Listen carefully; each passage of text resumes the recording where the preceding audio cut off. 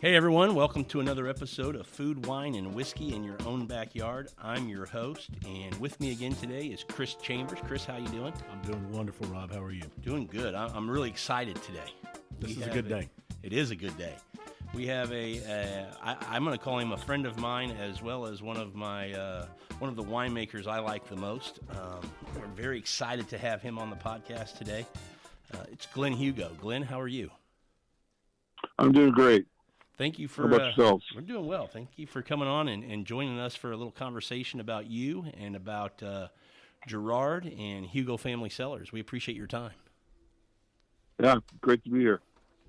So let's jump right into it. I met you through Chris a few years ago. You live in Napa, but I'm going to let you tell your story. But you have a little tie to Texas, more probably than a little tie. You have a tie to Texas. And I met you a few years ago at a wine dinner that you all were doing. So that's kind of how I got that connection with you. But Chris has known you for quite a while. Chris, how does this relationship go back for you and Glenn? Probably since, what do you think, Glenn, 98? That sounds about right. Yeah. I think probably around 98. We were both 7, 8 years old, playing in the yard. No, I'm just kidding. Yeah, it's been quite a while. Yeah. So you guys started off together in the wine industry, is that right, Glenn? You're not from Houston. Chris is from this area, but you came to Houston from where? I mean, kind of how did you get your path to Houston and then ultimately to Napa? Well, through the restaurant industry primarily, and that's where Chris and I met. He was also good friends even before she was my wife, Pam, and I got to Houston working for a restaurant company that Chris and I were both working for, Landry's Restaurants, and I started in El Paso, which was my hometown, and eventually got out of college and decided I wanted to move, and took some roots up in Austin for a hot second before Landry's swooped me up and had me on the road opening restaurants probably for the next 5 or 6 years of my life. That'll wear you out. Exclusively. Yeah, it was fun though. I got to travel the U.S. and I used to tell people I'd go to somewhere like New York to open a restaurant, and I would go from y'all to use guys. It's quite an experience to get to travel and meet people and. But eventually, as that got a little exhausting at times, and not having like a real home, literally living out of corporate apartments and hotels and stuff, I asked to be stationed somewhere, and that ended up being Houston, which is where they were located out of. So I kind of took roots there. That's when I would eventually meet Pam, my wife to be. And we'd fallen in love with wine just through the job. Kind of became the wine guy of our group, heavily involved with it, I should say. Everybody was into it, but I just got more and more excited by it. And Pam and I started spending quite a bit of time of our free time whenever we could to fly out to California and try and immerse ourselves even further. Back then, I think you could get a flight from Southwest to like Sacramento for $49.95 or whatever, and wow. It was really easy to fly out there and dig in for a few days and then come home. Yeah, you were smart to take advantage of that back then. I wish I'd have. Yeah, absolutely. That led into just becoming more and more excited about learning the actual production side, the winemaking, enology and such. It was the restaurant business that got you into wine, that kind of exposed you to it. And did that start in El Paso? Because I'm not from El Paso, but I lived there a lot of years. My wife is from El Paso.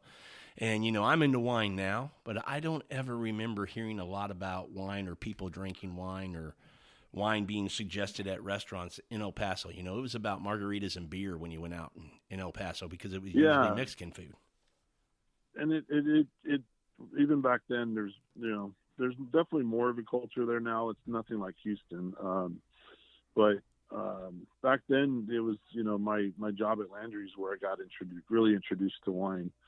And then as that grew, traveling around, I started getting involved with having to write the wine lists, which, any opportunity I could have to learn more about the products and the sourcing from wherever it came from, to the actual winemaking side of it, I considered it part of my job. So I took it, pretty seriously, but, it also turned into a passion too. It's just, as most of us, get bit by that bug, it's kind of infectious. We just keep wanting to learn more and more.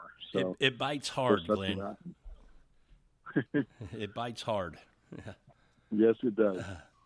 It does. As I know, both of you have felt that bite. Yeah. Chris? Many times. Yeah, we'll feel it tonight after we talk to you. Yeah, exactly. So you went from traveling around for Landry saying, hey, I need to settle down. I need to put some roots down somewhere. I'm kind of tired of traveling. And Houston was it. And you worked here in Houston. How long before you and Pam got married and then ultimately decided to make that trip to Napa permanently? I guess it was probably about 3 years or so that I was actually stationed out of Houston. And Pam and I met through the job, and we started dating. As I mentioned, on these trips, whenever we could, it just became more and more of a passion-driven situation. And she and I would talk about it often. How great would it be to be out here? But about a week into our marriage, I dropped the kind of bombshell of, let's talk about, moving out to Napa, and I'd really like to learn how to make wine and not just appreciate all the nuances of enjoying it and drinking it. I want to understand how to make it and, get my hands dirty. So, that's a big thing to ask of your new wife who's lived in one town all of her life, practically. She went to Jersey Village, and all of her family's there, and here I am getting married to her, and coming up with this crazy idea for us to pack up and move. Yeah, her family, I'm sure, didn't expect that, did they? No, I mean, I guess they weren't too surprised because of how much time we spent out here in California, Sure. But they didn't necessarily want to encourage it because they didn't want to, they were going to miss her. Of course, now it is a great place for all of our family and friends to come and visit. But, it was a big leap of faith. And, it's not that it's ever been really easy. There's always been a lot of hard work involved, but, we grew up in that environment with our previous jobs and around people like Chris who know how to work hard, and it's just that's who you are. So working hard at it wasn't at all the problem. It was just getting there and doing it. Sure. And fortunately, doors started opening for me because of that. So well, I thought it was awesome, and big kudos to your wife because as I understand the story, and tell me if this is wrong, you guys got married April 2003, and by October of that same year, you were packed up and heading to Napa. Yeah, well, I packed her up, moved us out here, and then I came back and worked out 3 months of leave for Landry, so I didn't leave them hanging as much as possible. And eventually we got to spend the holidays in Napa for the first time. That's awesome. So, yes, kudos to her. Yeah, absolutely. That's a big jump. I mean, just to close your eyes and jump off the diving board, that's, off the deep end. So you go to Napa and you say, okay, honey, it's October. You're going out. I'm going to be out shortly. I'm guessing Pam got a job. But what was your plan? I mean, did you have some leads on being able to get a job? Or were you going out blind and just saying, hey, I'll find something when I get there? Yeah, I was pretty blind. I did have some people I'd worked with in the industry and asked them for, any advice. Some of them connected me with other people out here. Probably, one of my favorite connections came with being able to talk to Niels Vinge, which, he's a pioneer in the Napa wine industry. And, he spent a good 20 minutes telling me, his thoughts on things I should do and look for. And then another great example is I got to talked to the people at Provenance Winery, which was new at the time, and Tom Rinaldi had, given up his tenure, so to speak, at Duckhorn to move to Provenance to start this new project. And I went there, and they told me, we don't have any jobs. Sorry, thank you for, And I'd asked them, no problem. I appreciate you kind of telling me about everything that's going on with y'all. If you hear of any other opportunities around the valley, I'd love to get connected to them. And next thing I know, 3 or 4 days later, they called me back in and said, you know what, we're going to make room for you. So that was great. And that was my first opportunity to work in an actual winery. Got the job the same day I got a second job, because you kind of have to do that out in California if you're not making much money, because it's expensive, as we all know. Sure. But the same day I got the job at the winery, I also got a job at a wine bar, which is, the thing I had more experience with, obviously. And so I would work at the winery throughout the day, and then literally changing my clothes in my Jeep while I'm driving to the wine bar, work the night at the wine bar. And I, as much as the winery was an amazing experience, the wine bar was equally a great experience, because I started to meet a lot of people. Napa was a lot quieter back then, so everybody kind of hung out at this one place that I was working at. So started getting opportunities to work with other winemakers. Just, a lot of times it was for free, just helping them out on a certain day of the week or even weekend. Usually there was some free wine in there if I was lucky enough, but more just to kind of pick up opportunities. And that wine bar is where I got to meet Marco Di Giulio, who was and continues to be involved with Girard. And he gave me my first harvest at Girard in 2006 through that experience. Go ahead, Chris. Was that the wine bar in downtown Napa? Yeah, the Bounty Hunter. There you go, the Bounty Hunter. Well, it was easy to slide into, being from Texas, a little barbecue place, and, really great wines, some cool beers on top. Well, we went the first few years we went, and it's a cool place. Yeah, great experience. I can't tell you how many times I'd be reading the Wine Spectator and look up, and in walks that person, that was on the cover or whatever. Is that right? Yeah. That's pretty cool. Yeah, it's very cool. And, actually some of the best interactions I ever had there was with people I wouldn't know who they were for, 4 or 5 visits.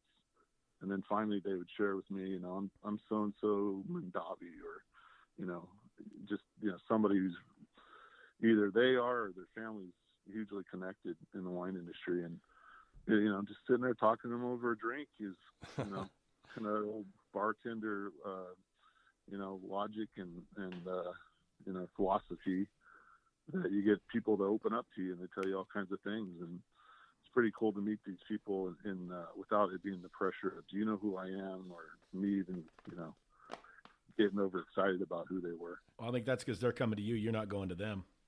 But it's amazing that as much wine that comes out of Napa, how small it is. Relatively speaking, very small. Yeah. Small town. Yeah. Well, that was a great experience for you there. So you get to Girard, and you work here for. So how does that go? You started there 2006, and kind of what's that trajectory of you starting there to where you are now? Well, I didn't expect anything other than what they initially offered me, which was just to work harvest. Luckily, the Bounty Hunter was supporting me doing that, so I had a job after if need be. And the owner of the Bounty Hunter became, a very good supporter and mentor. And he made the deal with me that he would help me do whatever I needed to. So harvest ended, and they still needed help and wanted to offer me a position. So I continued to do both jobs for a while until it got to a point where it was obvious that this is really what I wanted. And Girard seemed like a really great home. It was much, much smaller then. Not that we're not huge, right? We're not, a massive winery by any sense, but we were, under about 10,000 cases when I started.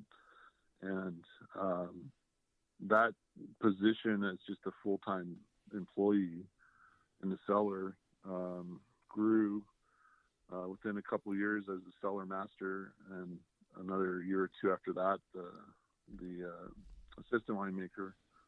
And then in 2010, the current winemaker at the time, Zach Long, who's now at Cundy Winery over in Sonoma, and he's my best friend, and his wife is my wife's best friend, and we're all interconnected some way. He was the winemaker, and he moved over to Cundy, and they offered me the job. So pretty good. I said a few years, but we're talking 06 to 2010. So I guess about 4 years or so I moved into the role. That's pretty quick. I don't know the world of wine, but that seems like you excelled in that industry pretty quick. I mean, you picked it up, you gained the knowledge, and I don't know how much you had going in, but that's a fast track. Yeah, you were on the fast track. Yeah. It sounds like, Glenn. Yeah, when I say it aloud, it kind of seems, wow, that was quick. But I had really good mentors and teachers. Zach, as I mentioned, Marco's another. Even backing up to Tom Rinaldi. People in the industry out here, for the most part, if they see you're hardworking and you're passionate about what you're doing, a lot of doors open up for you, and there's a lot of knowledge that can be had in every day and every conversation throughout the day. Something I try and illustrate to my crew now is like, you shouldn't walk out of this building without learning something new every day. And it's you asking the questions, or you opening your ears to it. And you'll find out that the industry is not a very secretive industry. It's not like somebody has this, secret, super secret code to anything. But they will share with you. And I worked several other cellars as well in the interim between when I got there and when I started at Girard. And these small little cellars, you can spend all day talking with a winemaker and learn tons of stuff if you just do that. And sure. Even as I got more acclimated bounty hunter in the bar, when I felt comfortable with the people I'd met, winemakers, asking to, help them on a day at their winery, and being welcomed with open arms was just proof to me that, you can. I don't have a degree in enology. I didn't go to, UC Davis, and I don't question anybody that did. That's a great thing. But everything I've learned has been, in the cellar and being taught by a lot of great people. Excuse me. But you're obviously a great student, because you absorbed what they taught, and you've been the head winemaker now, 10 years? Yeah, we're getting close to that. Yeah, close to 10 years. Yeah. Well, let's get into the fun stuff. Let's talk about Girard. What's going on with Girard? I know in the last year and a half or so, there's been one cool thing that we kind of already mentioned, which is the Calistoga location. But you guys have 2 tasting rooms in Napa. So when people want to come out and visit Girard and taste the wines that you guys are putting out, they have the Yountville location in Calistoga. Is that right? That's correct. The Yountville location we've had since 2007. Yountville back then was a little sleepier. Now it's kind of the hip spot to go to. There's a lot of great restaurants. That's kind of what has brought everybody there. But now even more, so there's more tasting rooms. We're tiny little tasting room, but we get a lot of great guests walking through, including the return. It's almost like a wine bar sometimes in that sense. There's locals, there's reoccurring wine club members, and it's a pretty casual place. My reference, if you're ever in Yountville, is we're next to the one gas station. You really can't miss us. So that's an easy locator there. Yeah. Whereas in Calistoga, when we built it, we wanted it to be a little more elevated in a sense. It doesn't mean you can't show up there and feel comfortable and casual. There's no, in my mind, pretense of, there's not that feeling that, you need to know everything in the world about wine to walk in the place. But we definitely have a much bigger patio. We have some nice, cool, laid back, comfortable couches inside, a little fireplace. There's even a larger room if we ever had enough, or if you had a larger party that we wanted to book there. And we do try and represent some wines specifically in Calistoga that we don't in Yountville. In fact, I'm continuing to look for wines specifically that are Calistoga designate. This year we crushed some Charbono, which was a lot of fun because I've never made one, so first go at it. And nice. It's kind of a unique variety that not everybody gets to see that often. It used to be around a lot more in the past. And there's we started producing a wine called a Valdiguier or Valdiguier, as an example. The vines are just about as old as I am, so almost 50 years old. And they're there in Calistoga. We only make a couple few hundred cases of it, but it's an example of us trying to offer our guests something unique to come up to Calistoga and sit down and relax and enjoy some different items with us as well. I think it's exactly that. Sandra and I were lucky enough to come this past February, and it's beautiful. It is relaxing. We enjoyed coming in. It's on a beautiful piece of property, and you've got the vines growing. I don't know how far, Glenn, 35, 40 yards right from the front steps. You've got vines growing out front. I mean, it's just really. Yep. A really nice place. We enjoyed coming in and visiting there and getting to see everything. But one of the other things about that location is the winemaking part. It's kind of a state of the art winemaking that you've put back in the back where you're actually producing the wine, right? Yeah, and from the get go, coming out of working, when I first started with Girard, we were up on the hillside, and I feel like everything had to be started with a hammer. We've used a lot of old equipment, and we just got by. And over the years, we've advanced. But up until we moved into this new facility, we were in a warehouse, and there's nothing wrong with that, being in like a warehouse environment. But it's nice to be in this new space. Yeah, and sure. And even more improvements from we finally got a solar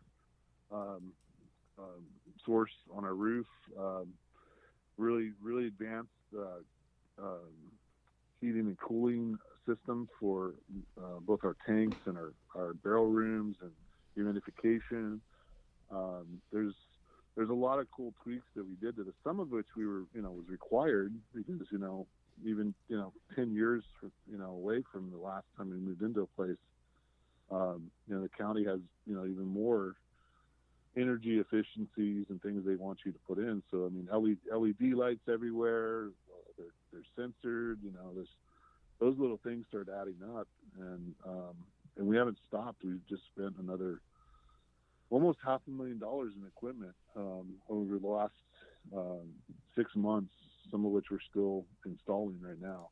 Wow. And again, to look at resources, both there's a financial side, trying to save labor and things like that, but also a safety consideration, and then lastly, resources, making sure that we become more efficient with water is probably the biggest one, but doing everything we can to make the place run as efficiently as we can.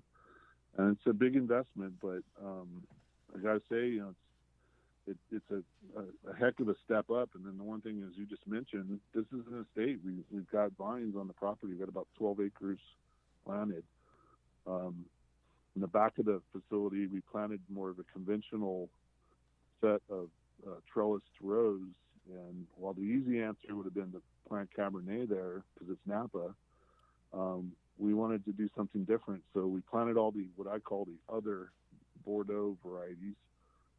So it's Malbec, Petit Verdot, and Cab Franc in the back of the winery. And then wrapping the side of the winery and out front, we went what we would call old school. We decided to plant mixed varieties.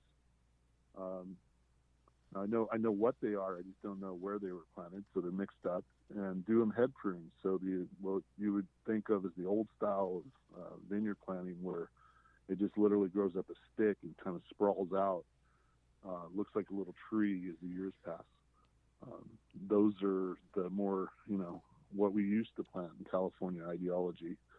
And, people would come to California from different parts of Europe, let's say, and they would bring the cuttings of the grapes that they had in their little village, and they would plant a vineyard not for thoughts of selling the wine. It was for their own personal consumption. And we don't do that anymore. We think of, well, it needs to be Cabernet, it needs to be these clones, it needs to be planted in this orientation with this type of trellising. Back then, you just put sticks in the ground and tied a little vine to it. Just wanted to get some fruit. There's still some of that around. Yeah. What was that? They just wanted to get fruit on the vine. They didn't really particularly care what it was. Just give me some fruit on the vine so I can. Yeah, we're gonna make home wine. Yeah. And just like we got a chicken for our eggs and cows for the milk and a vegetable garden for veggies. This is just part of our It's a necessity. Lives, so. Yeah. Yeah. Absolutely. And we sourced some vineyards like that. It's kind of back to that example I was talking about, 50, 70-year-old, 100-year-old plus vines that were likely, planted for those reasons. They weren't looking for a commercial opportunity. Right. And the vineyards that you guys grow grapes or primarily, or is it Rutherford, Diamond Mountain, Oakville, and St. Helena? Yeah, those are a few of them. Okay. I could keep going. We get grapes from Mount Veeder, Atlas Peak, additionally. Okay. I'm not sure if you said Oakville. Yeah, Oakville. Howell Mountain. Howell Mountain, okay. Some Howell Mountain. Calistoga, we obviously just talked about. Pretty much all over the valley, which is awesome for me. It's one of my favorite parts of what we do is there's so much complexity and different. I enjoy that we own some of the vineyards, but I also like that we can go out and source others. I often quote that when I started there, I think we still have about 70% of the growers we were working with then are still around, and we've added a lot more. But that's working with people for over a decade, and that's pretty awesome that we have that kind of relationship with them. Yeah, absolutely. They appreciate, they work hard and they want to be proud of the wines that are made from their grapes. So that's also a compliment to me. So it's great to have that complexity and diversity in your sourcing too. So talk to me, Glenn, about some of the varietals you have. I mean, obviously you have the Cabernet Sauvignon, the Merlot, but you have some other different ones that you don't see all the time. Yeah, we like to play. Sometimes it's really small production, 200-300 cases, as I was mentioning. But the obvious, that you would see in a store in Houston are the big six. I like to call them Cab. We also do a really really fun Bordeaux red wine blend called Artistry.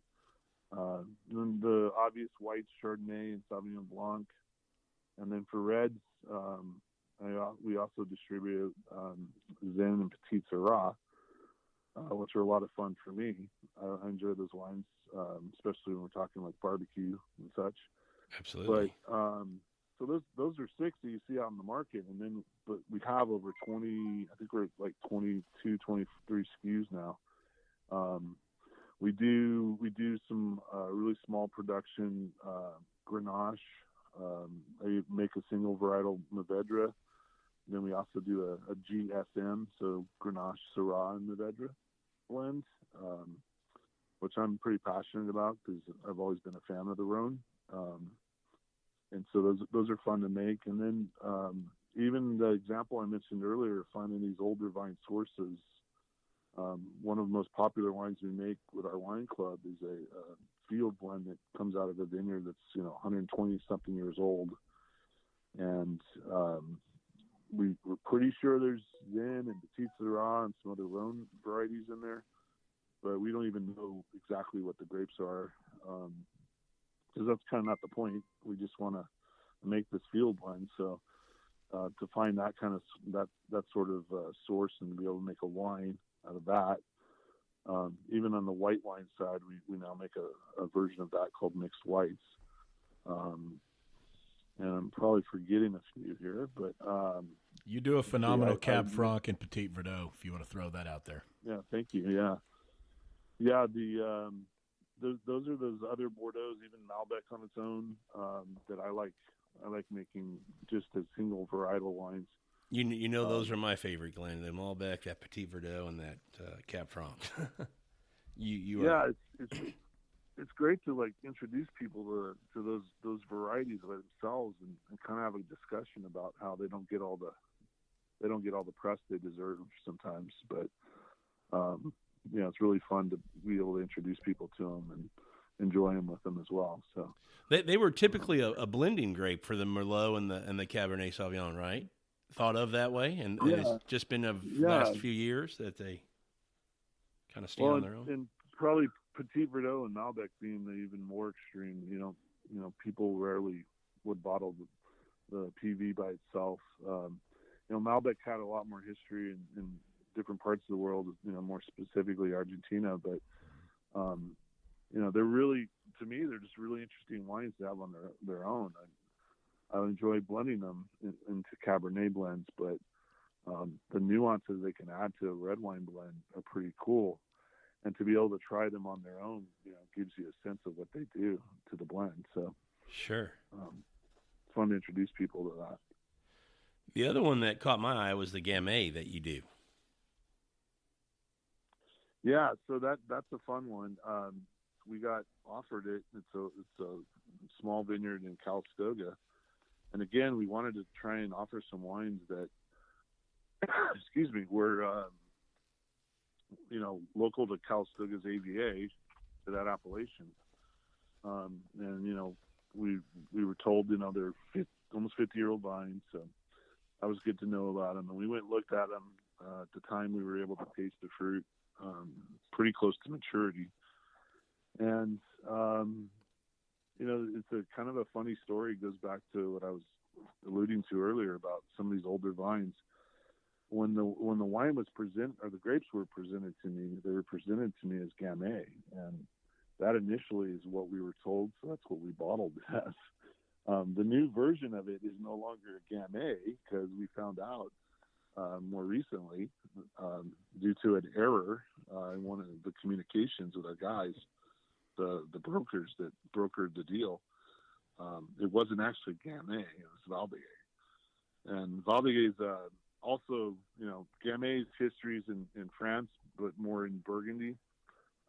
Valdeguet's history is in France, but more southern France, Languedoc and those areas. So they've often been confused in California, especially, when things were brought out here and people didn't know exactly what they brought. There's also, over many, many years, things have kind of crossbred and people are still not sure exactly what the variety is. So here we were presented one wine and then it turns out it was another. So the wine hasn't changed in that sense, but what we're actually labeling it as now has. So okay, kind of going back to that, the history in Napa, there's a lot of history of older vines that people are not always 100% positive what they are. So it's kind of interesting. That was one that I looked at and it intrigued me because it looks, it's a blend that I hadn't had before. So I definitely wanted to try that one, or a varietal that I hadn't had before. So I definitely wanted to try that one. So curious. Yeah, it's unique. It's it's a less ripe style of grape variety. It doesn't get ripe or as ripe. So it'll be 13-something% alcohol. And then I treated it in a sense, with less heavy-handed oak. We didn't age it quite as long. There was just kind of if this is what that variety likes to be, let's try and keep it that way. So, and people seem to enjoy it. It's a little more earthy, more kind of European style to it, but still really fun to introduce people to. And it doesn't take away from, in my mind, the fact that we still make plenty of ripe California wines. They're bolder. It's just another fun example introducing people to not only a different grape variety and varietal wine for that matter, but also to the history. The history of what California, is done over the years, especially Napa and Sonoma. Just there's been, as things get popular, other things get ripped out, and that's, sometimes that's unfortunate when you see like the success of Pinot Noir over the last, 10 years or so, or when Merlot got beat up, it kind of got kicked around, and it's not necessarily all deserved. There's plenty of great examples of the wines, and the problem is when things get popular, they start getting kind of bastardized, and it's no wonder people start getting away from them because there's really bad examples of them. And meanwhile, they ripped out these really cool old vines that were making good wine. So we found them to get. So we try and support it. That Valdegay was going to get ripped out because we didn't buy it. So it was a good example of, we'll buy this. We'll support it, Yeah, you talking about some of the other grapes, it just goes to show you can't believe what you see in a movie. And unfortunately, it's sad that happened. Exactly, yeah. Talking about Merlot. Yep. Yeah. Yep. Yeah. Yeah, Merlot got beat up in the movie. If you all remember the way it went down, sideways, yeah. Yeah. Mm-hmm. And it was really unfair. I mean, there is plenty of reasons why it happened, but there's some of my favorite wines have been Merlot based. It's just it got really popular, and then started getting kind of overdone, and all it takes is people to latch on to something like that, and there it goes. And there are some fantastic Merlots out there. Yep, there are. So I understand, going back a few years, am I correct that you had your wine served at a very popular dinner? Yeah. We actually, I'll kind of tell the way the story went down with me. Was I was back in Texas visiting family, and this was I guess 3 years ago almost now. And I got a text from our tasting manager, and it was a picture of a menu, and I didn't really pay attention to it other than my eyes went right for the food, and the wine. And it was a really basic menu. It said, it had Caesar salad, and it was paired with a Sonoma Chard. I think it was Chalk Hill or something like that. And then prime rib with mashed potatoes paired with Girard Cabernet, and then chocolate cake. And that was it. It was probably as basic a menu as you could get. And who knew how good the food was or not. But, I looked at it like for half a second, went, oh, that's nice, kind of, boring menu, but that's not, it's nice to see our name on the menu. Didn't even notice where it was from or anything. I just looked at the food and wine. And then about half an hour goes by, and she texted me back. She goes, "Did you look at the menu?" And I was like, "Yeah, it seemed kind of boring, And she goes, "No, read the title, like where the menu's from." And I read it, and like, oh my gosh, okay, this is different, because it was as we may recall, it was the first diplomatic visit of a foreign leader to the U.S. when Donald Trump took office. At Mar-a-Lago as the Chinese president, and I immediately flashed back to hearing him talk about the chocolate cake from that menu. He was very excited about his chocolate cake that he had, and but to be served at a White House dinner, I mean, technically it was at Mar-a-Lago, but and the Chinese are they latch on very quickly to whenever something is served to their president, and we immediately got bombarded locally with people coming in the tasting room of Chinese descent, to the point where we just called ourselves sold out because we were getting so many requests for it, and we had to kind of scramble to figure out what we were going to do. And now to this day, at least according to our distributor, even with what's going on with tariffs and everything else there, we are the number one selling premium red wine, as we like to put it, in China. I'm sure you could probably throw in some ifs and whatnot, when you say that, but Still a it's nice done honor. really well for us. Yeah, very cool. Yeah. It's really cool. And nice that the President of the United States, whoever he is, wanted your wine at his meal. That's pretty cool. Yeah, I always think about some of the history and like people like Schramsberg being served, and that put them kind of on the map. And there's been a lot of the stories where to be a part of that league, so to speak, of having your wine served at that kind of momentous occasion. Yeah, that's pretty cool. It's pretty cool. So getting back to wine making, you've been doing this 10 years now.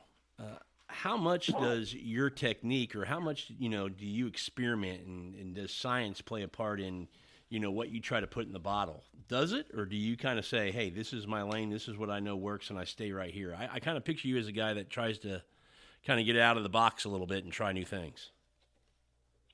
Yeah, I would definitely say I would lean towards that. I don't, as far as like exploring, I don't, not coming from a conventional, background of having studied the enology side of things, which is, where the science of winemaking is.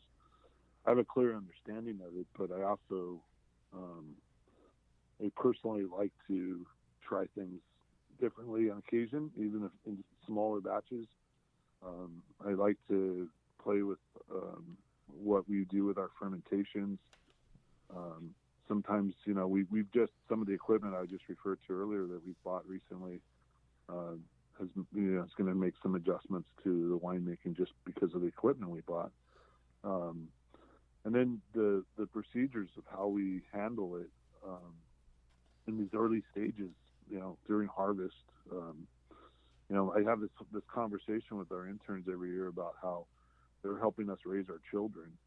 And, when Sure. the babies show up as grapes, and what we do to them, and the approaches we do to them are going to be, extremely important to the type of wine they develop into. So, here's my analogy of, you're helping us raise kids, and this is like them going all the way up through high school while you're going to be here helping us in these few months.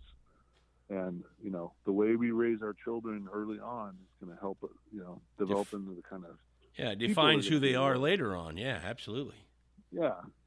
So if going to barrel might be like going to college, maybe I'm sure that part, transfers, but you're going to help us raise these kids, and you're helping us do all the hard work, the heavy lifting, but also there to be our eyes when we're not around, to make sure that if something's going wrong, if she's misbehaving, we need to know.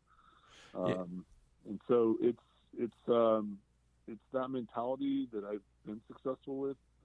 But in the same, I like to veer out of the lane a little bit and try new things. Barrels can be a whole nother conversation where. Well, that was my next question for you. I know soil and I know vines are very important, but I'm assuming barrels are really, really important as well. Yeah, I'm coming from the restaurant industry. I like to use an analogy with that of, sourcing the produce, sourcing the meat, your dairy products, from the right kind of sources will start you off absolutely in the right lane. Like, you want to make sure you're getting all of those things from the right source. If you buy bad meat, it's a heck of a lot harder to make a good dish out of it. Buying the right kind of ingredients, which I know both of you are very adamant about and passionate about. If we were talking about just food, but those things are important. But then when we talk about barrels, that's where the maturity of the wine develops. That's where a lot of the unique components that we build into the wines with that interaction with oak can be a huge, additional quality level or style. So it's much like, most winemakers will refer to barrels as their spice rack, and it's much like the chef. If I gave you and Chris the exact same piece of meat, and I told you to, go your own routes on how you want to prepare that meat. I mean, you could grill yours and Chris broils his, and you've got a dry rub, but he's got this marinade, and then, he likes to, do it, low and slow, but you like to do it, sear it and get it, juicy in the middle. And, Yeah. It's a great analogy. All those techniques. Yeah. Yeah. And even the spices that you would use differently will, transform the dish. So even though we started with the same thing, we could do the same meats. We could do the same analogy with grapes. If we started with the same grapes and you guys each went off and did your own thing, we would create two different wines.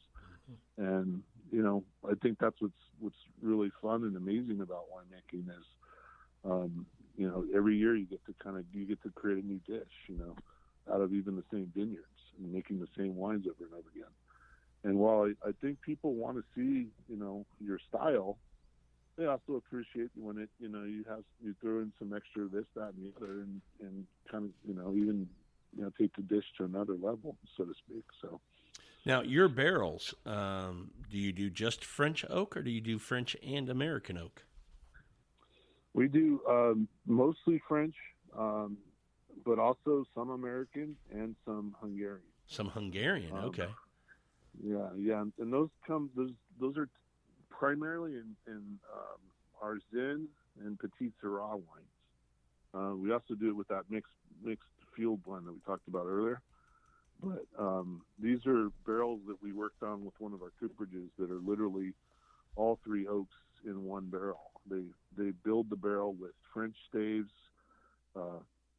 Hungarian staves, and American oak staves.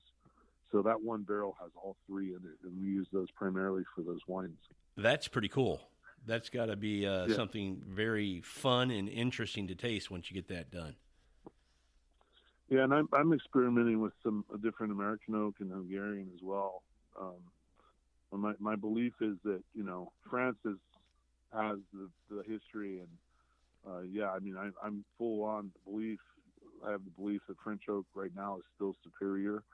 But what I also understand is that we're advancing and rather quickly in both the U.S. but also in other markets outside of France, like in Hungary.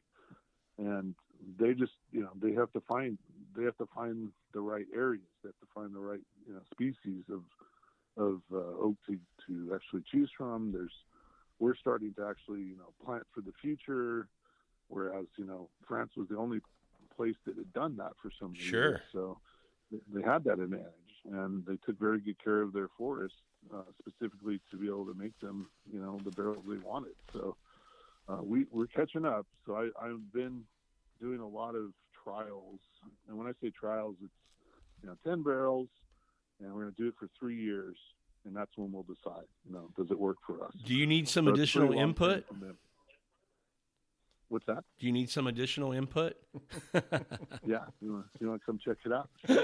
I do.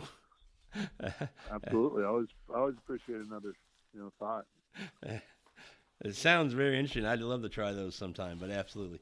I want to let everybody know that when you say the mixed fields blend, you actually bottle that. It's called the mixed black on your website when they want to order wine, right? Yeah. That's so the guys who govern us, the TTB, they're part of Tobacco and Alcohol Bureau, Firearms, I should say. They've long used that terminology for how they define a field blend that they don't know what grapes are in there. So they would call them mixed blacks, which is a reference to the darker colored grapes, and then they'd also do mixed whites if it was a white blend. In fact, our mixed blacks vineyard actually has some white grapes in there too. It's that's how odd it is. It's just this big blend. But they're, like I mentioned, 100-something-year-old. We could actually, or the owner of the vineyard could pay for somebody to come out and map it. It costs a pretty good amount of money to do it. But we're not really worried about that. We're not here to tell that story. It's more about the story of this is how people used to grow grapes. And usually it was for their own consumption. We're just fortunate to still be able to enjoy them some 100 years later. So yeah, that's what I love about it, and that's what intrigues me so much to want to try that, and I haven't had an opportunity yet to try that one. But that exactly what you said. It's the way people used to grow grapes, and even in Europe, and then they brought that to California, and that's the way they grow grapes, just on their little piece of land, their farm, just as part of a table wine for dinners and things like that. I think that's awesome. Yeah, I love being connected to the history of that. To have that opportunity is fun because, as I mentioned earlier, a lot of these vines over the years have been ripped out because, Napa Cab is going to sell the best, so we're going to rip that out and make a little more money. So we're often willing to pay the grower more for it, knowing that they could transplant or rip out the vines and replant to cab, and somebody will pay them more money most likely, but we'd rather support keeping that vineyard in the ground and have that history still be part of it. So yeah, fun to be a part of. Absolutely. And just so everyone knows, they can go to GirardWinery.com, and all the wines we're talking about, they can get on there and order them right from your website. And you have a great variety of wines. I think whatever people like to drink, you have something for them, no doubt. Yeah, there's definitely a fun selection. I mentioned quite a few of them earlier. The even into rosés and some other white blends. The Viognier, we do a Viognier by itself.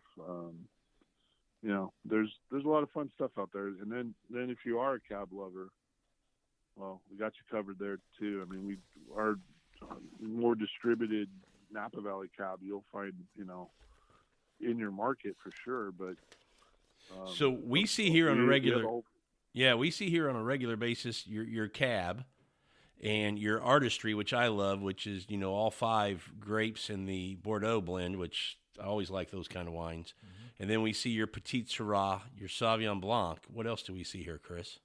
Those are the ones that we had in my store. Okay. Now the Sauvignon Blanc I see probably almost every night in my house with my wife. Same here. I do love your artistry, though, Glenn. That's one of my favorite wines to drink that you guys put out. It's a really fun wine to open up and share with some people and, have with a nice steak. And just a really good wine, one of my favorites. Thank you. Yeah, and even heading into more specific regions, we do a Diamond Mountain Cab. We have an Atlas Peak Cab, a Mount Veeder Cab, Howell Mountain. That was my next. A blended. Yeah, you're right into it. I was going to ask you next about your mountain series of wines because you put out some really good mountain wines as well. Yeah, that's another really amazing opportunity that I'm very proud to be involved with. It's kind of at this level when you're talking about sourcing from those vines. This is like it's like buying a Wagyu beef. And your job is just not to mess it up. It's like that. It's a little scary. There. Yeah. You just let the goal is don't mess it up. And actually, our terminology in the cellar is DFIU. I get it. Yeah, we got it. Yeah, figure out what the F is. Yeah. Or around Nick's company, it's a don't fudge it up. Right. But that's what I look at this level of winemaking at, that we're getting really great quality. We actually that's where all of our very premium barrels go towards too. Barrels that we paid $1,200 a barrel for. So our job here is to not mess the wine up. And then at the very last moment, the funnest part of it all is you've got 12 barrels of that. You only need to make 8 barrels worth. What 8 do you want, or what mixture of those do you want to do? So it's a very small production, specific, 175 to 200 cases. And then I was about to mention the Mountain Cuvée, which is us playing with all of those different sources and making one blend out of all the mountain fruits. So oh wow, that's another really fun part.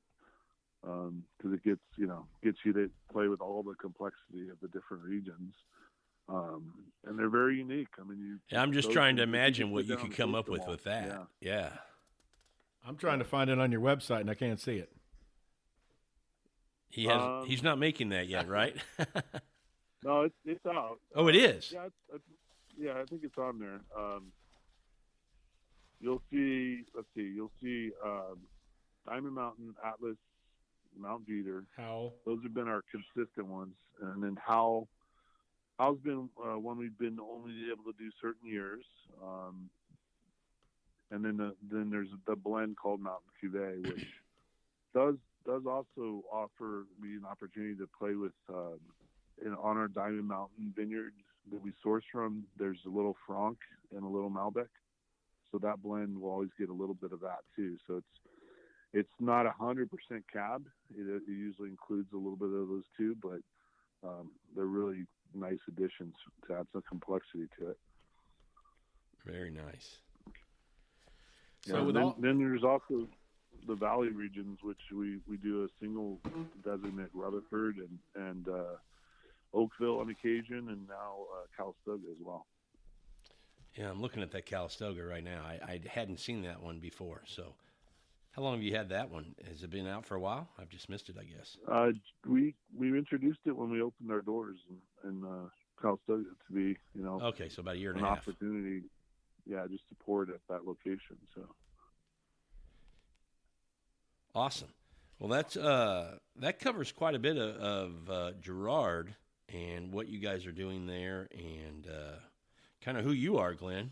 Letting people kind of get to know the guy who's making all these great wines that we're drinking and sharing with friends. But you and Pam have taken on another endeavor. You guys have started something else. You want to tell us a little bit about that? As if you weren't busy enough. Yeah, no kidding. Yeah, the so-called side job, second job, side project. Pam and I started it years ago. It's always been really small. In fact, it's our namesake in the sense it's Hugo Family Cellars. Very unique label. If when you get a chance to look at the wines, Pam, I'll give Pam the credit on that. She designed that with an artist she was always a big fan of, and literally back then it was via faxes when we first started on it, and the lady designed the label for us for trading. We traded her wine. I couldn't trade her our own wine yet because we hadn't made it yet, but so I traded her some Girard and other things, but the label is us, playing with our own fun little blends or single varietal wines. I get the opportunity to make them at Girard, so that's I'm very fortunate that my owners allow us to do that.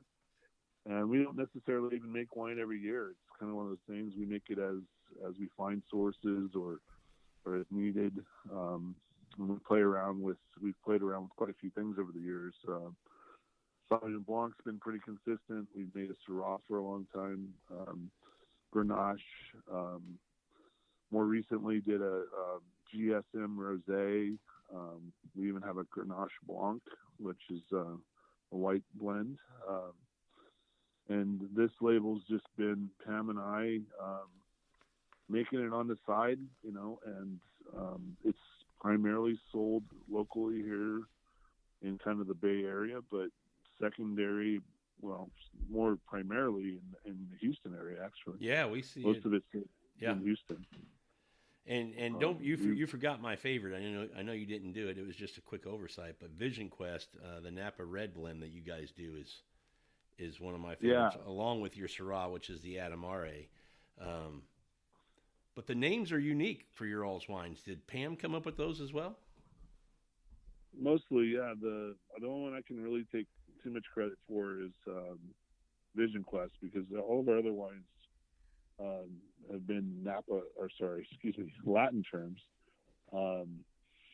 That she was, she thought about the wine and what it was going to be about, or the style, or whatever, and then found the terminology in Latin as the base word, and So I mean, you just mentioned Adamori as an example, and you can probably figure that one out. That that's kind of the base for admire or be admirable, or Sure. And its direct translation means to love something passionately. So that was one of our very first wines. So it was an easy answer. Our white Sauvignon Blanc is called Veris, and that's Latin term for the production of spring. Because for us, that wine is, here comes the sun. Let's sit out on our back patio in Houston, Texas, and while the pool is cool and the grill's getting started, we want to enjoy some of that Sauv Blanc.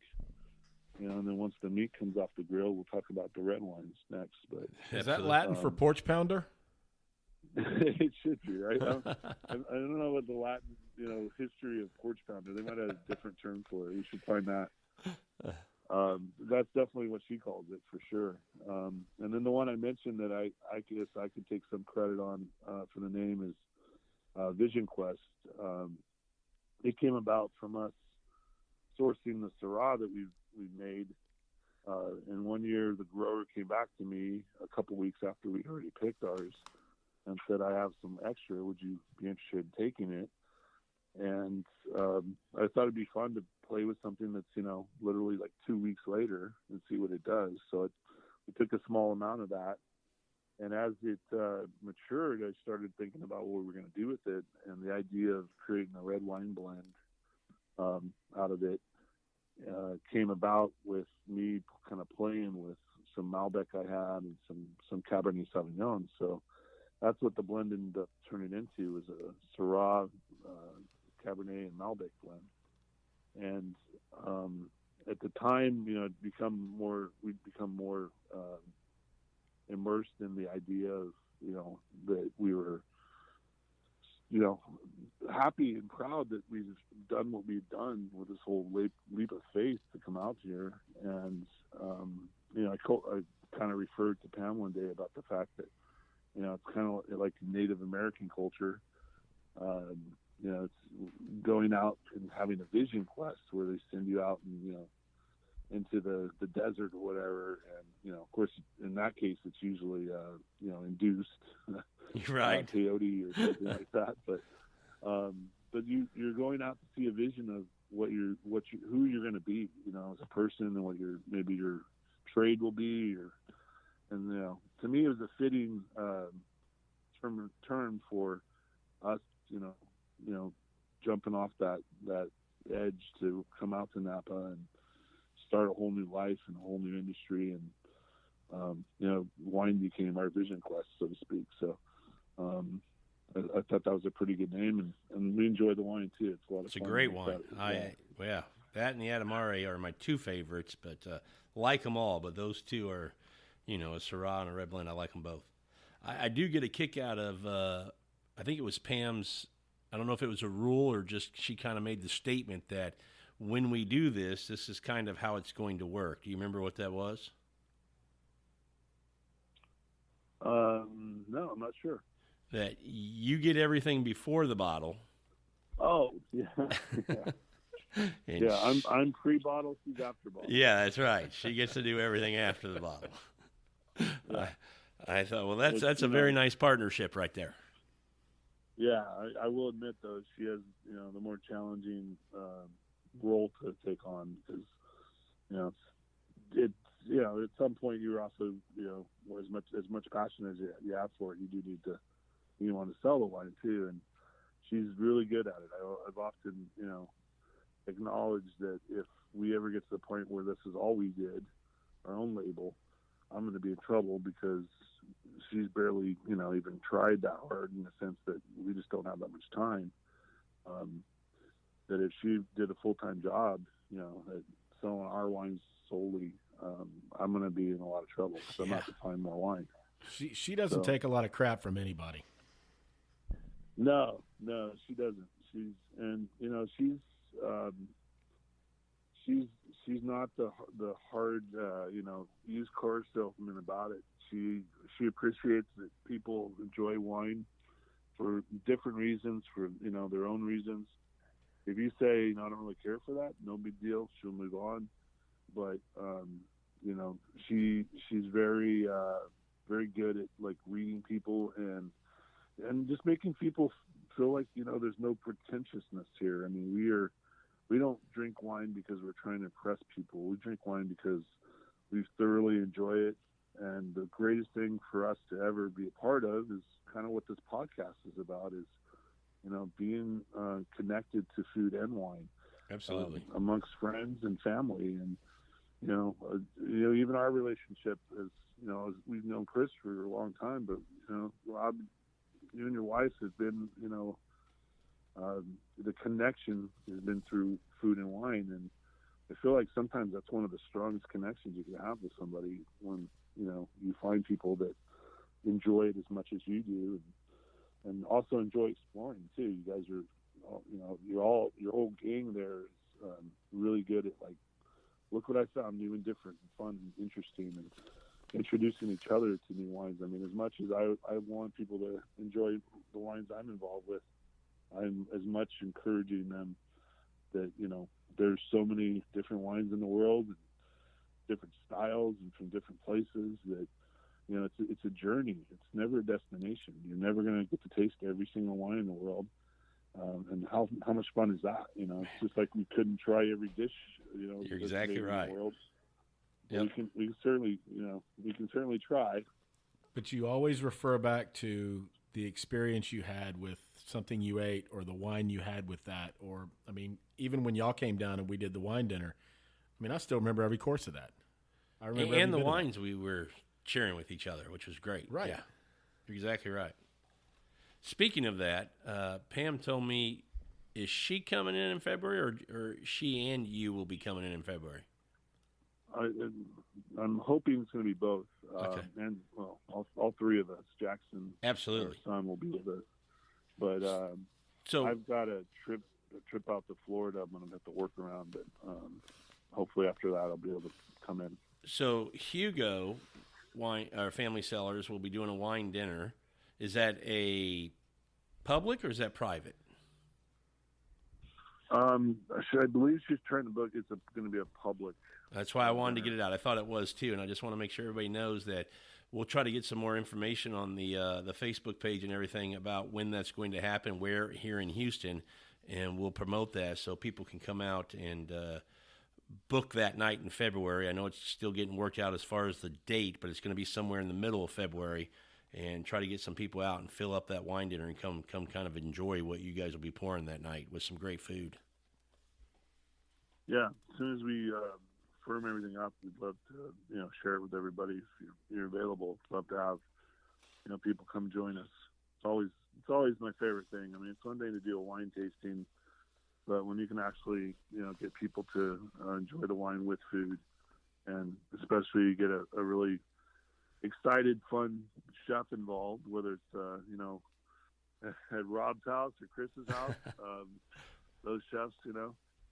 Absolutely. But to get them involved with pairing with it is, you know, and to see what people will do. I mean, I think one of the craziest pairings I ever, like, just blew my socks off was coming to a dinner in Houston, and the chef paired our Vision Quest, the red wine blend we talked about earlier, with, you know, the last course as with a mole, chicken mole. Oh, wow.